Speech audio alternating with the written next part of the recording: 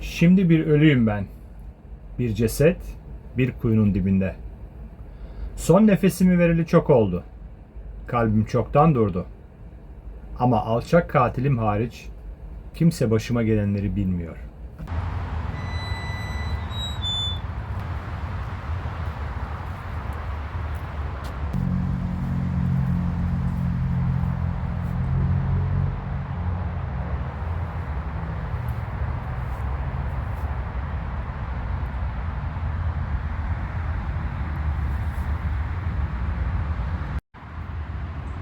Kitap dostları merhaba. Öncelikle küçük bir açıklama yaparak başlamak istiyorum. Aslında ben bu videoyu evde çekmeyi tasarlamıştım. Sonrasında bahçeme buraya geldim ve arkamda asılan o salkım salkım olgunlaşmakta olan harika üzümleri görünce videoyu burada çekmenin daha güzel ve ilginç olacağını düşündüm. Umarım sizin de hoşunuza gider. Fakat burada çekim yapmanın bir de büyük dezavantajı var. Şöyle ki, muhtemelen arkamdan araç seslerini şu anda duyuyorsunuzdur. Çünkü bahçem otobana oldukça yakın bir konumda. Bu yüzden bu gürültü için sizden şimdiden özür diliyorum. Umarım çok rahatsız edici bir boyutta değildir. İkinci bir açıklamam da kısa şöyle olsun. Birçoğunuzun bildiği gibi ben YouTube'da gezi videoları paylaşıyorum. Bugün rutin dışına çıktım ve biraz farklı bir konuyla karşınızdayım. Konumuz 3 kitap, 3 yazar ve bir de güzel hediyem olacak sizlere. Fakat bunu videonun sonunda açıklayacağım. Evet, şu şapkamı bir çıkarayım. Böyle daha rahatım. Evet, ne demiştik? 3 kitap, 3 yazar ve bir de hediye demiştik.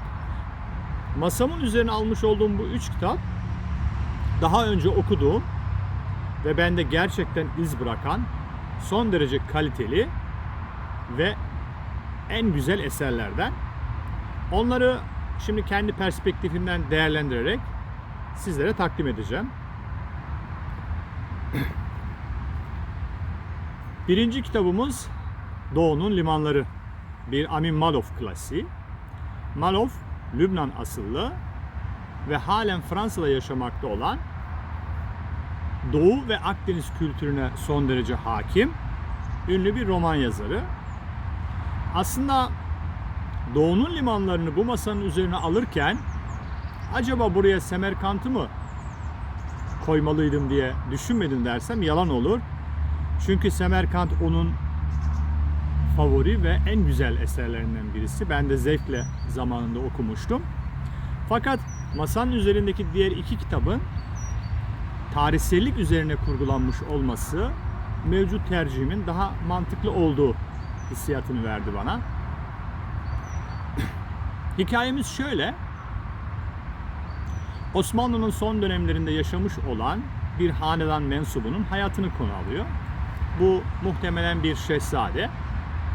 Şehzadenin Osmanlı, Lübnan ve Fransa üçgeninde yaşadığı aşk, macera ve bir hayli de bir kederli hayatını gözler önüne seriyor. Bunun yanında Malouf'un kendine has, özgün bir anlatımı da dikkat çekiyor. Burada özgünlükten kastım şu: Malouf din, dil, millet kavramlarının üzerine insanlığı oturtarak humanist bir bakış açısıyla ilerliyor. Bu da onu değerli kılıyor. Keyif alabileceğiniz son derece akıcı, güzel bir kitap. Birinci tavsiyem bu olsun.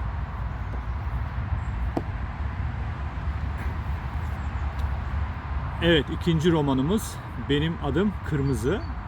Dünyaca ünlü Nobel Barış Ödüllü yazarımız sevgili Orhan Pamuk'a ait. Kitap 472 sayfadan oluşuyor. Dünyanın birçok diline çevrildiği gibi Fransa, İtalya, İrlanda ve Çin'den de önemli ödülleri var. Pamuk bu eseri için benim en masum en renkli romanım diyor, tanımlaması yapıyor. Bu roman onun en çok sevilen, en çok satış yapan, gündemde olan kitaplarından birisi. Bu romanla beraber ününe daha da fazla ün kattı ve dünyada postmodern bir yazar olarak anılmaya başladı. Kitabı bu kadar değerli ve önemli kılan şey, zannımca kitabın farklı bir teknikle yazılmış olması. Şöyle ki, Pamuk kitapta bütün figürleri, karakterleri kendi ağzından konuşturuyor. Sadece karakterleri değil, eşyaları ve hatta ölüleri bile konuşturuyor. Ölüler derken burada tebessüm ettim. Tabii ki siz de videonun başında yapmış olduğum alıntının hangi kitapta olduğunu şu anda çıkarmış durumdasınız sanırım. Ben bu kitabı okuduğumda çok ilginç buldum. Çok keyif aldım. Onu söylemeliyim. Kitabımızın konusu Osmanlı döneminde bu da geçiyor. 1591 yılında zamanın sultanı saray nakkaşlarında içerisinde tehlikeli Frank resimlerinde olabileceği bir kitap hazırlama görevi veriyor. Bunları koordine etmesi için de bir de baş nakkaş atıyor.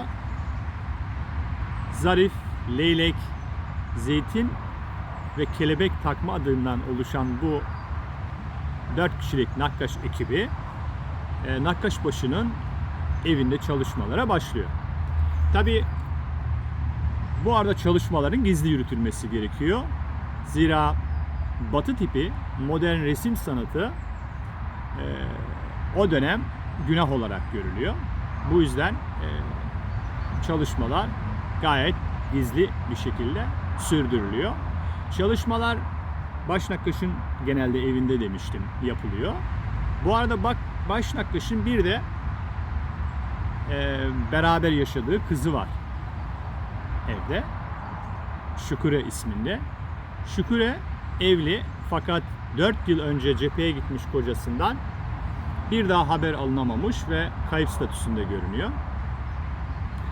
Şüküre eve çalışmaya gelen nakkaşları kendi odasından, perde arkasından gizlice ve de ilgiyle takip ediyor. Kendisine yeni bir eş, yeni bir koca arama sevdasında.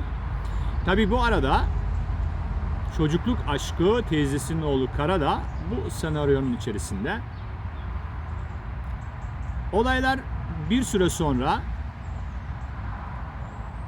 bir cinayetle farklı boyuta evriliyor. Hemen ardından bir başka nakkaşın gözünün içine iğne batırılarak kör edilmesi olayları iyice karmaşık bir hale getiriyor.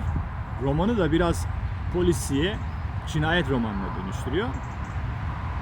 İlginç bir roman olduğunu söylemiştim. Şunu da ekleyeyim. Okurken konsantrasyonunuz çok yüksek seviyede değilse olayları ve kişileri takip etmekte zorlanıyorsunuz. Sevgili Pamuk burada bizi, okuyucuları biraz düşündürerek yormak istiyor. Ama bu oldukça tatlı ve keyifli bir yorgunluk. Bunu tatmanızı istiyorum. Okuyunca mutlaka beğeneceğinizi umuyorum. Bu da ikinci tavsiyem olsun.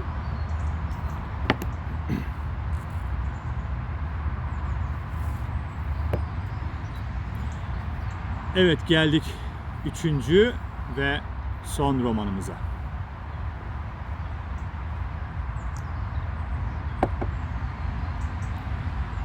Devlet Ana. Ünlü ve usta roman yazarımız Kemal Tahir'in çok önemli ve güzel bir eseri. Kitap 651 sayfadan oluşuyor. Şöyle göstereyim. Okumak için kocaman. dev gibi bir kitap. Tabi buradaki dev tanımı sizi korkutmasın. Bunu bir metafor olarak kullanıyorum. Çünkü Tahir hikayeyi o kadar güzel betimlemiş, o kadar yalın anlatmış ki okuyunca keşke bir 651 sayfa daha olsa diyesi geliyor insanın. Kitabın bir de 1968 yılından Türk Dil Kurumu'ndan zamanın en güzel romanı ödülü var. Bu da Osmanlı ile bağlantılı. Osmanlı'nın kuruluş dönemini anlatıyor. Selçuklu'nun yıkılma emareleri gösterdiği bir dönemde diğer beylikler gibi Osman Bey'e de bir fırsat doğuyor. Osman Bey öncelikle amcasını saf dışı bırakarak beyliğin başına geçiyor. Sonra yayılmacı, yerel fetihlerle onu büyütme gayretine giriyor. Ardından tarihte önemli bir figür olan Şeyh İdibali'nin kızıyla evleniyor ve ondan aldığı güçle daha hızlı bir şekilde yoluna devam ediyor. Bu arada küçük oğlu Orhan da bir Hristiyan dükün kızına aşık oluyor. Olaylar bu şekilde devam ediyor. Ozanlar, aptallar, tuzaklar, kavgalar, savaşlar, entrikalar. Sevgili Tahir bütün bunları o kadar güzel, o kadar yalın, yerel kültüre uygun şekilde anlatıyor ki gerçekten okuyunca müthiş bir keyif alıyorsunuz. Ben bu kitabı yıllar önce okumuştum. Aslında ilk elime aldığımda doğrusu biraz korkmuştum. Çok büyük bir kitap. Ben bunu nasıl bitireceğim falan, konsantre olabilecek miyim diye düşünmüştüm ama hiç de öyle değil. İnanılmaz bir keyif aldım. Tadı hala damağımda. Bu da bu kitabın ne kadar değerli olduğunu gösteriyor. O yüzden henüz okumamış olanlara gönül rahatlığıyla tavsiye edebilirim. Bu da son tavsiye kitabımız olsun. Bunu da kenara koyuyorum. Evet, geldik son bölüme, hediye bölümüne. Hediyemiz şu arkadaşlar. Birçoğunuzun da tahmin edebileceği gibi. Videomu izleyip beğenen, abone olan ve yorum yazarak benimle ilk irtibata geçen izleyicime bu masanın üzerindeki 3 kitaptan, 3 harika kitaptan istediği birisini hediye edip adresine postayla göndereceğim. Hediyemiz bu. Evet, sanırım sizin için harekete geçme zamanı. Videomu izlediğiniz için hepinize çok teşekkür ediyorum. Sevgiyle yaşayın, kitapla kalın, hoşça kalın.